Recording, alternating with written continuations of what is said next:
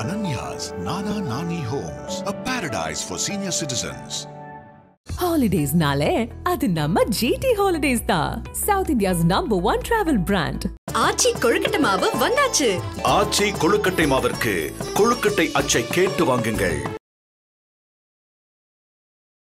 சிறந்த அடிமை ஓபிஎஸ், வலிமையான அடிமை எடப்பாடி பழனிசாமி. அப்ப தேர்தல் களத்துக்கு தேவை வலிமையான அடிமை. அதனால அவங்க எடப்பாடி பழனிசாமி எடுத்துக்கிட்டாங்க.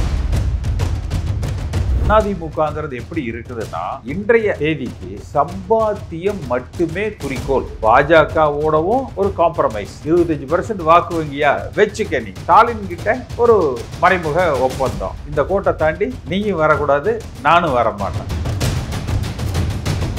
ஜெயலலிதா மரணத்துக்கு காரணமான திமுக மீது என்ன நடவடிக்கை எடப்பாடி பழனிசாமி, ஓபிஎஸ், வேலுமணி போன்ற அந்த அமைச்சரவை 4.5 ஆண்டு காலத்துல ஒரு துரும்பை கூட அவர்கள் தொட்டதில்லை. அறிக்கை விட்டார்ல, பாஜக இருந்து சொல்லிவிட சொல்லியிருப்பாங்க. அந்த சாதிய அரசியலில் அண்ணாமலை எடப்பாடி பழனிசாமிக்கு ஒரு போட்டியாளர், நயினார் நாகேந்திரனுக்கு ஓபிஎஸ் தினகரன் ஒரு போட்டியாளர். அரசியல் களம் என்பது சேலம் கள்ளக்குறிச்சியை தாண்டி இந்த பக்கம் உங்களுக்கு என்ன தெரியுதுன்னு பாருங்க. அப்போ நமக்கான இந்த கொங்கு மண்டலமும் சவுத் பெல்ட்டும் போதும் அப்படின்னு பாஜகவும் அதிமுக தலைவராக நிலைநிறுத்திக் கொள்வதில் மட்டுமே இவர்கள் இன்னும் போராடி கொண்டிருக்கிறார்கள்.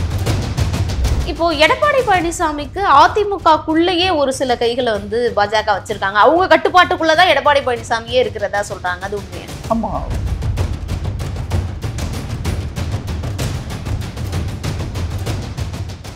வணக்கம். இன்று நம் நிகழ்ச்சியில் உடனிணைந்திருப்பவர் அதிமுக முன்னாள் எம்பி கே.சி. பழனிசாமி அவர்கள். சார்கிட்ட கேட்க நிறைய கேள்விகளும் சந்தேகங்களும் இருக்கு, பேசுவோம். வணக்கம். முன்னாள் முதல்வர் ஓ பன்னீர்செல்வம் அவர்கள் முதல்வரை சந்திச்சு பேசினதுங்கிறது மிகப்பெரிய அளவுல பேசு பொருளா மாறினுச்சு. எடப்பாடி பழனிசாமி அவர்கள் தரப்புலலாம் முன்னாடியிலேருந்தே ஓபிஎஸ் திமுகவுடைய பி டீம், திமுகவுடைய கைகூலி அப்படிங்கிற விமர்சனம் இருந்தது. அது வலுப்படுத்தக்கூடிய வகையில இந்த சந்திப்பை பார்க்கப்பட்டது. அதுக்கப்புறம் ஒரு மிக நீண்ட ஒரு அறிக்கை வெளியிட்டாரு.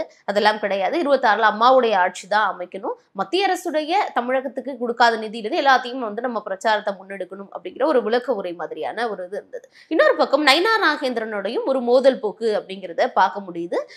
அவர் இதெல்லாம் இல்லை, இவர் சொல்றது சும்மான்னு சொல்லி ஒரு அவருடைய சேட் ஹிஸ்டரி எல்லாம் செய்தியாளர்கள் கிட்ட காட்டினாரு. அதே பக்கம் இன்னொரு பக்கம் பார்த்தோன்னா அதிமுக பாஜக கூட்டணி என்னதான் அமைஞ்சிருந்தாலும் அண்ணாமலை இப்ப வரைக்கும் அதிமுகவுடையோ எடப்பாடி பழனிசாமி அவர்களுடைய ஒரு முரண்கிறது தொடர்ந்துகிட்டே இருக்கிறத நம்மளால பார்க்க முடியுது. அப்போ அண்ணாமலையும் ஓபிஎஸும் ஒரு தரப்பாவும், நயினா நாகேந்திரனும் இபிஎஸும் ஒரு தரப்பாவும் இருக்கிறாங்களோ? இல்லை, நீங்க அப்படி எல்லாத்தையும் ஒன்னா சேர்த்த வேணாம். நம்ம தனித்தனியாக பார்க்கலாம். ஒவ்வொரு கேரக்டரும் பார்த்தீங்கன்னா அதை நம்ம தனித்தனியாக பார்க்கலாம். ஓபிஎஸ் என்பவர் திரு ஸ்டாலின் அவர்களுடனான சந்திப்பை தவிர்த்திருக்க வேண்டும். தன்னை பாஜகவுக்கான நிரந்தர அடிமை, தன்னளவுக்கு யாரும் பாஜகவுக்கு அடிமையாக இருக்க முடியாது என்று 2016 அம்மா மறைவிலிருந்து ஒவ்வொரு கட்டத்திலும் தன்னை நிரூபித்து கொண்டே வந்தார். அவரது கடந்த கால நான் அதை நடந்த சம்பவங்களை நான் திரும்ப பட்டியலிட்டேன்னா அது நிறைய போகும், அதனால் அதை தவிர்த்தரேன். பட் மக்களுக்கு தெரியும் அது தன்னை சிறந்த ஒரு அடிமை என்று அவர் ஒவ்வொரு கட்டத்திலையும் நிரூபித்து கொண்டே வந்தார். திரு எடப்பாடி பழனிசாமி அவர்களை பொறுத்த வரைக்கும் தனக்கு சாதகமான காலகட்டங்களில் அவரும் ஓபிஎஸ்ஐ விட நான் ஒரு வலிமையான அடிமை, பாஜகவுக்கு ரெண்டுக்கும் உங்களுக்கு வித்தியாசம் தெரியணும். சிறந்த அடிமை ஓபிஎஸ், வலிமையான அடிமை எடப்பாடி பழனிசாமி. அப்போ தேர்தல் களத்துக்கு தேவை வலிமையான அடிமை. ஸோ அதனால் அவங்க எடப்பாடி பழனிசாமி எடுத்துக்கிட்டாங்க. வலிமையான அடிமை என்னங்கிறாரு, இந்த சிறந்த அடிமை வேண்டாம் அப்படிங்கிறாரு. ஸோ அதனால் ஒதுக்கி வச்சிடுறாங்க. அப்போ அதிமுக தொண்டர்கள் நினைப்பது என்பது அதிமுகவாக வழிநடத்தப்பட வேண்டும், பாஜகவினுடைய ஒரு அங்கமாக வழிநடத்தப்படக்கூடாது, பாஜகவுக்கு ஒரு அடிபணிந்த கட்சியாக வழிநடத்தக்கூடாது. மோடியா லேடியா என்று தேர்தல் களத்தை அமைத்து வென்ற கட்சி இந்த கட்சி, அதனுடைய தலைமை. துரதிர்ஷ்டமான ஒரு சம்பவம் என்னன்னா, இது பாஜக கூட மட்டும்தான் இல்லை. இன்றைக்கு கூட ஜூனியர் விடலில் ஒரு ஆர்டிகல் போட்டிருப்பாங்க. இன்றைக்கும் கோவையில் திரு வேலுமணி அவர்கள் கொடி கட்டி பறக்கிறார், சம்பாத்தியத்தில், மாநகராட்சியில். அந்த ப்ராஜெக்ட்ஸில் என்று போட்டிருப்பாங்க. அது கோவையில் இருந்தது, ஒரு ஆதாரத்தோடு சிலது போட்டிருக்காங்க. தமிழ்நாடு முழுக்க இன்றைக்கும் இவர்கள் தான் அந்த கான்ட்ராக்ட் பெரும்பாலும், அதாவது இவர்களால் உருவாக்கப்பட்டவர்கள், அது அதிகாரிகளாக இருக்கலாம், கான்ட்ராக்டர்ஸாக இருக்கலாம். இவர்கள் தான் யார்? எடப்பாடி பழனிசாமி, ஓபிஎஸ், வேலுமணி, இவர்களால் உருவாக்கப்பட்டவர்கள் தான் செஞ்சிட்ருக்காங்க. இப்போ ஒரு அதிமுக காரராக என்னுடைய பார்வை அதில் எப்படி இருக்குன்னா, வழக்கமாக நம்ம குடும்பத்தில் நம்ம அப்பா அம்மாவை ஒருத்தர் அடிச்சிட்டாங்கன்னா நம்ம என்ன நினைப்போம்? அந்த குழந்தை என்ன நினைக்கும்? திருப்பி நம்ம அவங்கள ஒரு அடியாவது அடிச்சிடணும், அப்படி தான் நினைப்பாங்க. ஜெயலலிதா இன்னொரு 5-6 ஆண்டு காலம் குறைந்தபட்சம் உயிரோடு இருந்திருக்கலாம். அவரது திடீர் மரணத்துக்கும் அந்த உடல்நிலை பாதிப்புக்கும் காரணம் 2014 அந்த குன்ஹா ஜட்ஜ்மெண்ட் வந்த பொழுதே அவர் மனமுடைந்து விட்டார். அந்த தண்டனை அறிவிக்கப்பட்ட பொழுதே மென்டலி சீஸ் லாஸ்ட், அதாவது ஒரு மனதளவில் அவர் இறந்து விட்டார். அதுக்கப்புறமே அவருடைய நிலைப்பாடுகள், செயல்பாடுகள் எல்லாமே ஒரு தளர்ந்த நிலையில தான் இருந்தது. அதற்கு யாரு காரணம்? அவர் செய்தது ஊழல் வழக்காக இருக்கலாம், தண்டிக்கப்பட்டது நீதிமன்றமாக இருக்கலாம். ஆனால் அவர் தண்டனைக்கு காரணமான கருணாநிதி உத்தமரா? இல்லை, அதை ஒரு யோகியம் சொல்லியிருந்தா பரவாயில்ல.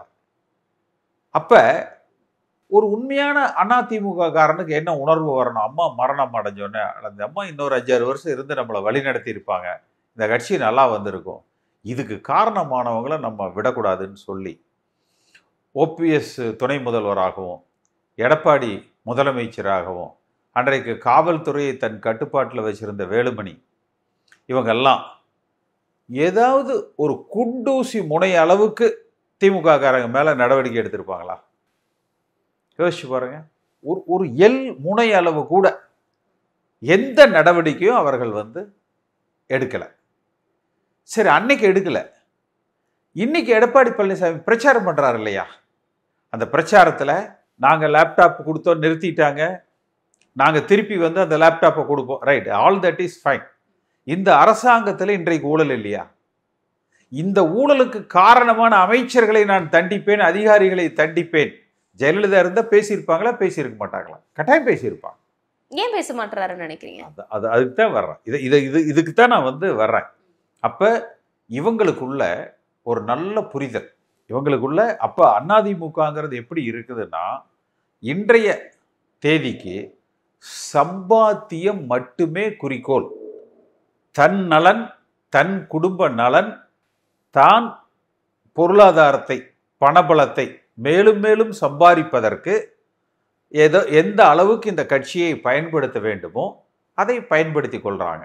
அதுகளில் வழக்கு போன்றவைகளுக்கு பாஜகவோடவும் ஒரு காம்ப்ரமைஸ்.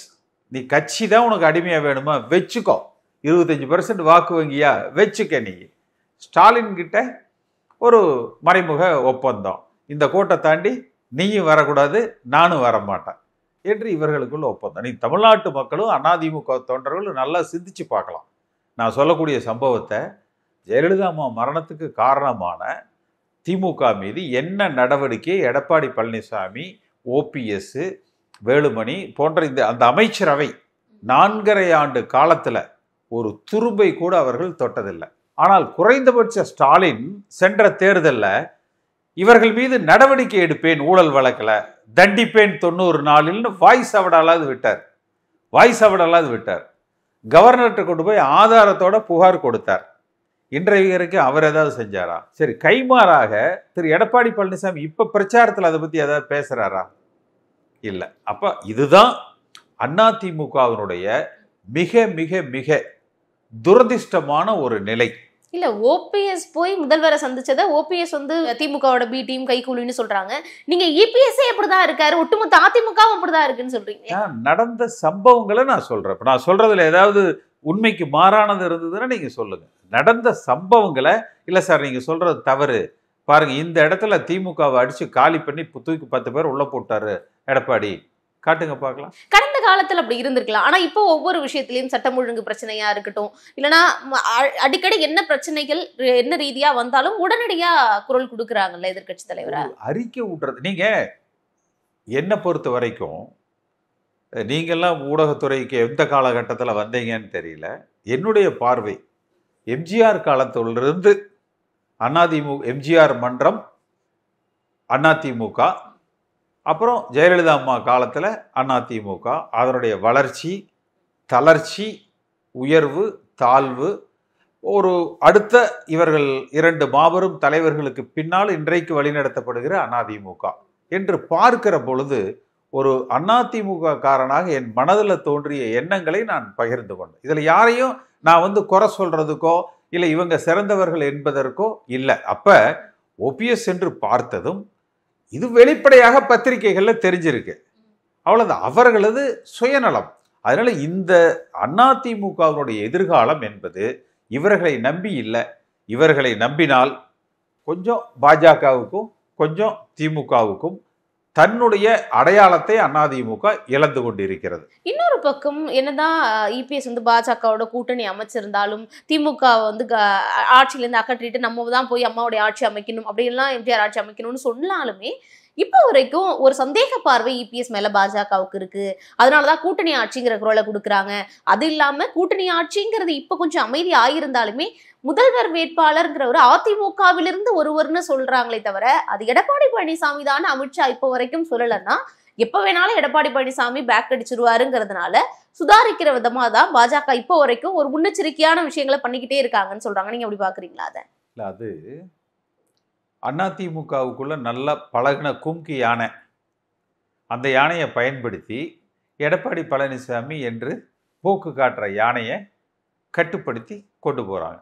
சில நேரம் காவல்துறையில் கூட அதை பயன்படுத்துவாங்க. ஏதாவது ஒரு வழக்கில் இதுன்னா இதே மாதிரி அங்கிருந்து ட்ரெயின் ஆகி அவங்களோட இருந்து வந்திருப்பாங்க இல்லையா, அவங்கள பிடிப்பாங்க. அப்போ ஒரு முன்னாள் அதிமுக காரரை நைனாரை வச்சு எடப்பாடி பழனிசாமிக்கு ஒரு தங்கள் கட்டுப்பாட்டுக்குள்ள அவங்க எடுத்துக்கிறாங்க. ஓபிஎஸ் பொறுத்த வரைக்கும் இன்றைக்கும் சொல்ற எந்த காலத்திலையும் அவர் பாஜகவுக்கு விரோதமாக போக மாட்டார். நீங்க கேட்டீங்க இல்லையா, அவர் திமுகவுடைய ஊதுகுழல்னு எல்லாம் பேசுறாங்கன்னு. அப்படி பேசுனதே அவர் தாங்க. யார் பேசுனா? ஸ்டாலின் வீட்டுக்கு வெளியில அரசியலில் நிரந்தர நண்பனும் இல்லை எதிரியும் இல்லைன்னு இந்த பொருளையை கிளப்பி விட்டது யாருங்க? யார் கிளப்பி விட்ட அந்த பொருளைய?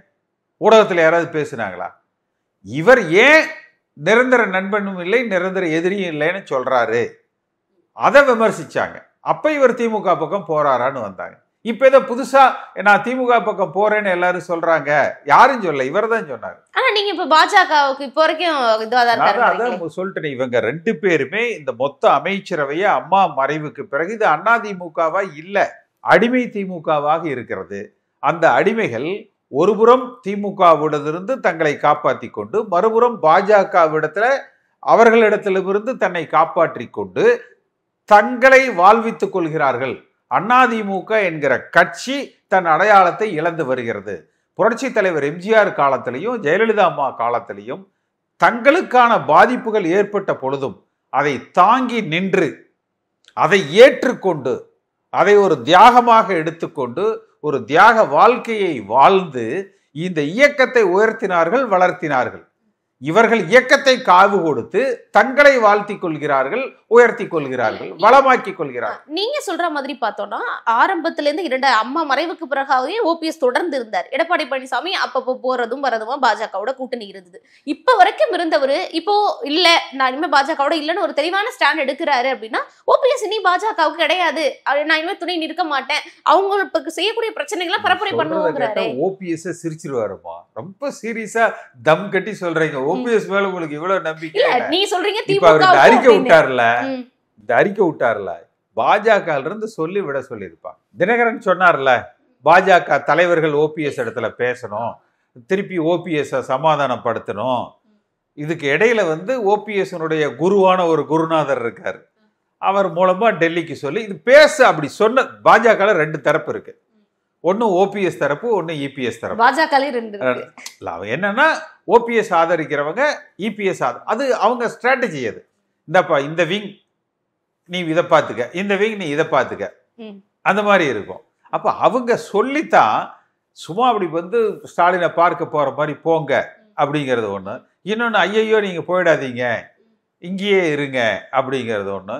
இதெல்லாம் அவரை ஒரு பேசும் பொருள் ஆக்கிறதுக்கு உண்டானது. இதுல எல்லாம் பெரிய ஒரு அரசியல் இருக்கிற மாதிரி நான் பார்க்கல. இது மொத்தத்துல அதிமுக தொண்டர்களுக்கு இவர்கள் மீது அந்த நம்பிக்கை குறைஞ்சிரும். இப்போ வரைக்கும் ஓபிஎஸ் அப்படின்னா கைவிட மாட்டாங்க 26ல நினைக்கிறீங்க, நம்புறீங்களா? பாஜக ஸ்டாலின் கைவிட மாட்டாருன்னா பாஜக கை விட்டுரும். விட்டாலும் அவர் தன் விசுவாசத்தை கைவிட மாட்டார். பாஜக கைவிடுதோ விடலையோ ஓபிஎஸ் பாஜக மீது இருக்கிற விசுவாசத்தை கைவிட மாட்டார். அதே நிலைக்கு இன்றைக்கு எடப்பாடி பழனிசாமியும் வந்துட்டார். இப்ப நீங்க கேட்டீங்க இல்லையா, அவருக்கு அண்ணாமலை தான் போட்டியாளர், எதிரி இல்லை, ஒரு போட்டியாளர். அதாவது மேற்கு மாவட்டங்களில் அந்த சாதிய அரசியலை முன் எடுக்கிற பொழுது அந்த சாதிய அரசியலில் அண்ணாமலை எடப்பாடி பழனிசாமிக்கு ஒரு போட்டியாளர். நயினார் நாகேந்திரனுக்கு சாதிய அரசியலில் ஓபிஎஸ் தினகரன் ஒரு போட்டியாளர்கள். இவங்களது ஒரு ஒரு உயர்வான சிந்தனை பாருங்களேன். தமிழ்நாட்டை வளமாக்குவது, நலமாக்குவது, சாதி சமுதாயமற்ற தமிழகத்தை உருவாக்குவது என்கிற அந்த திராவிட கட்சியை வழிநடத்துகிறவர்களது பார்வைகள், அவர்களது நடவடிக்கைகள். இப்போ சமுதாயத்துக்குள்ள வாக்குகளை பிரிக்கிறதுல தான் சண்டை நடக்குது இப்போ. ஆமா, அதாவது தினகரனும் ஓபிஎஸ் ஒரு பக்கம், நயினார் நாகேந்திரன் ஒரு பக்கம், அந்த முக்குளத்தோர் சமுதாயத்தின் பிரதிநிதி நானா நீயா. இதுல இந்த பக்கம் அண்ணாமலை ஒரு பக்கம், எடப்பாடி பழனிசாமி ஒரு பக்கம். இது அப்ப எதிரிக்கு எதிரி நண்பன். அண்ணாமலையும் ஓபிஎஸ் நண்பர்கள், தினகரன் இவங்கெல்லாம் நண்பர்கள், நயினாரும் எடப்பாடி இவங்கெல்லாம் நண்பர்கள். ஒட்டுமொத்தமா எல்லாரும் இந்த மேட்ரிக்ஸ் புரியுது இல்ல? எவ்வளவு பெரிய உயர்ந்த சிந்தனை பாருங்களேன். சரி, அப்ப இதெல்லாம் எல்லாரும் மறந்துடுறதே. ஆனா மேற்கு மண்டலத்துல இது, தெற்கு மண்டலத்துல இதெல்லாம் வச்சுக்கிறீங்க. சென்னை, செங்கல்பட்டு, காஞ்சிபுரம், விழுப்புரம், அரியலூர், இந்த பெல்ட் இருக்கு பாருங்க. சென்ற முறை 127 தொகுதிகளில் 12 தொகுதிகளில் தான் அதிமுக ஜெயிச்சது. கூட்டணி பல்கா திமுக வென்றது இந்த பெல்ட்ல. அது அன்டச்சடு. அதுல இவங்களுக்கு எந்த திங்கிங் இல்ல, ஸ்ட்ராட்டஜி இல்ல. அவர் விழுப்புரத்துல தானே, அவரே சென்ற முறை தோத்துட்டார், இந்த முறை ஏதோ கொஞ்சம் நல்ல பணி செய்து கொண்டு வருகிறார், அவ்வளவுதானே. அதை தவிர உங்களுக்கு வேற எங்க தெரியுது சொல்லுங்க? அந்த அரசியல் களம் என்பது சேலம் கள்ளக்குறிச்சியை தாண்டி இந்த பக்கம் உங்களுக்கு என்ன தெரியுதுன்னு பாருங்க.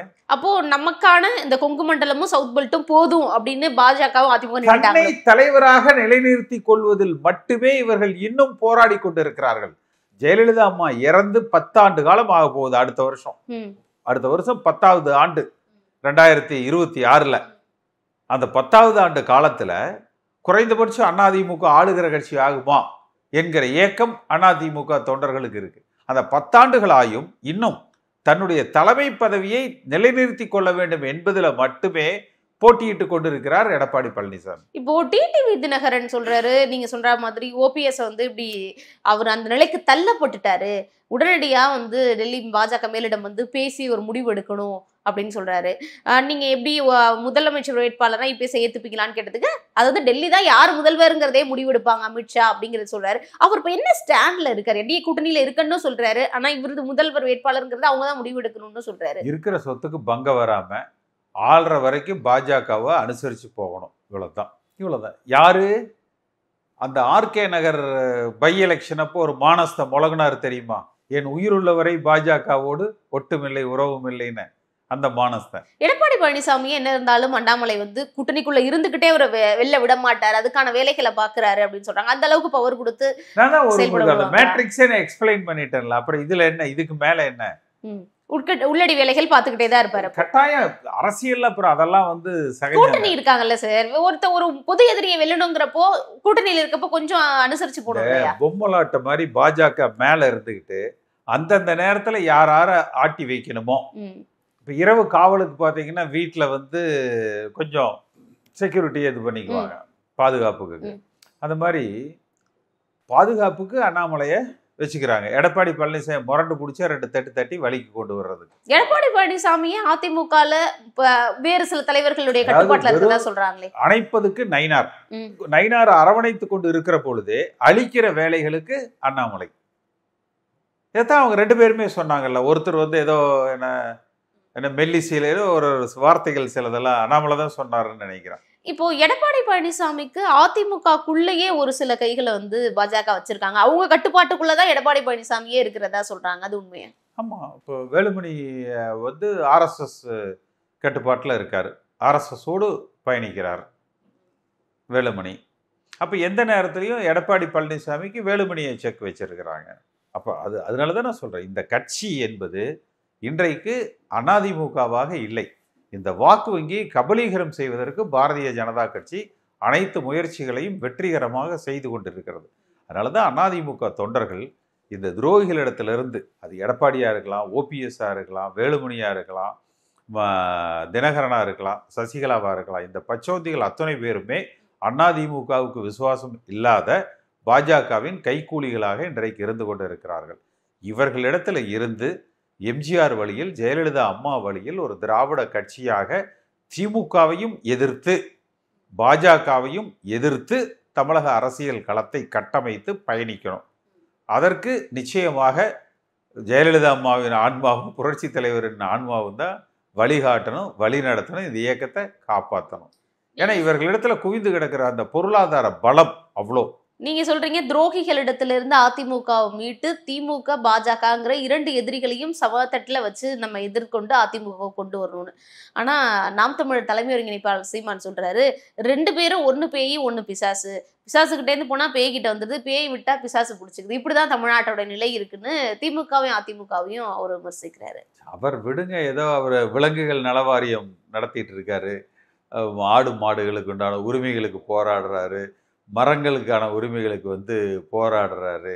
அவருக்கு மனிதர்கள் எண்ணிக்கை அவரை ஃபாலோ பண்ணுறது குறைஞ்சிருச்சு. அதனால் பல கருத்துக்களை சொல்கிறாரு. நல்ல சித்தாந்தம் இருக்குது அவர்கிட்ட. ஆனால் அது அரசியல் விட்டு அது அப்பாற்பட்டு பயணித்து கொண்டு இருக்கிறார் அவன். அதனால் அது ஒரு பெரிய அரசியல் களத்தில் இல்லை. அது விஜய் அரசியல் கட்சி என்கிற பொழுது சீமான் அதிக அளவில் பாதிக்கப்பட்டிருக்கிறார். சீமான் பாதிக்கப்பட்டது இளைஞர்கள் வாக்கு போனாலும் அதற்கு நிகரா அதிமுகவுடைய வாக்குகள் விஜய்க்கு போகும்னு சொல்றாங்களே. ஏன்னா அவர் அதிமுகவை அந்த அளவுக்கு ரொம்ப அடிக்க மாட்டேங்கிறாரு. அதிமுக அடுத்து நான் தான் திமுகவுக்கு எதிரி, எல்லாம் இங்க வந்துருங்கிறதுனாலதான் அடிக்க மாட்டேங்கிறாரு. அதிமுகவுடைய பெருவாரியான வாக்குகள் விஜய்க்கு போகும்னு சொல்றாங்க. விஜய் அரசியல் கட்சி ஆரம்பிப்பதற்கு முன்னாலேயே 45% வாக்கு வங்கி சென்ற நாடாளுமன்ற தேர்தலில் 23% குறைஞ்சிருச்சு. அப்போ அதில் சில சேதாரங்களை விஜயும் உருவாக்க நினைக்கிறார். இப்போ நான் சொல்கிறேன் இல்லையா, இதுதான் அதிமுக தொண்டர்கள் உணர்வு என்று. அதை அவர்கள் விஜய் பயன்படுத்தி கொள்வதற்கு நினைக்கிறார். ஆனால் அதிமுக தொண்டர்கள் என்றைக்கும் எம்ஜிஆர், ஜெயலலிதா அம்மா, திராவிடம், அதிமுக, இரட்டை இலை, 1.5 கோடி தொண்டர்கள் இந்த வழியில மட்டும்தான் பயணிப்பாங்க. ஆனா இரட்டை இலை இருந்தும் தானே நிறைய இடங்கள்ல டெபாசிட் இழந்தது. அப்போ அவங்களுக்கு நம்பிக்கை போயிடுச்சு அதிமுக மேல இருந்து நம்பிக்கை. இப்ப புது தலைவரா வர அதிமுக மேல நம்பிக்கை போகல. அதனுடைய தலைவர்களாக இருக்கிற எடப்பாடி பழனிசாமி மீதும் மற்றவர்கள் மீதும் தான் நம்பிக்கை போயிருக்கு. ஜெயலலிதா அம்மா காலத்திலேயே 96ல் 28% தான் அதிமுக ஓட்டு வாங்குச்சு. ஆனா அதே இது 2016 எலெக்ஷன்ல 45% வாக்கு வங்கி வாங்குச்சு. ஏன்? அந்த தலைவர் மீது அதிருப்திகள், சங்கடங்கள் ஏற்படுகிற பொழுது அந்த வாக்கு வங்கியில் ஒரு சேதாரம் வருது. அந்த தலைவர் அதை உணர்ந்து தன்னுடைய பாதையை சரி செய்து கொள்ளுகிற பொழுது அந்த வாக்கு வங்கி மீட்டு எடுக்கப்படுகிறது. ஆனால் இவர்கள் அந்த எல்லைக்கு அப்பாலே கடந்து சென்று கொண்டிருக்கிறார்கள். திரும்ப வர முடியாத அளவுக்கு பாஜகவினுடைய கட்டுப்பாட்டுக்குள்ள சென்று கொண்டிருக்கிறார். அப்ப அதனால இது வேற யாராவது தான் இதை மீட்டு எடுத்து வழி நடத்தணும். நீங்க ஒவ்வொரு முறையும் யார் மீட்டு எடுப்பாங்கிற கேள்வி கேட்கிறேன். உங்க துரோகிகள் சொல்றீங்க, நீங்களும் பல வழக்குகள் தொடர்ந்துங்க, உங்களுக்கு சாதகமான தீர்ப்புகள் வருது எங்களால பார்க்க முடியுது.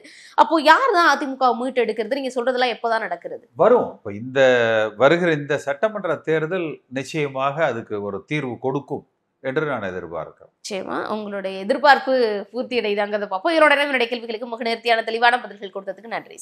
Ananya's Nana Nani Homes, a paradise for senior citizens. Holidays nale adu namma GT Holidays da, South India's #1 travel brand. ஆச்சி கொழுக்கட்டை மாவு வந்தாச்சு. ஆச்சி கொழுக்கட்டை மாவிற்கு கொழுக்கட்டை அச்சை கேட்டு வாங்குங்கள்.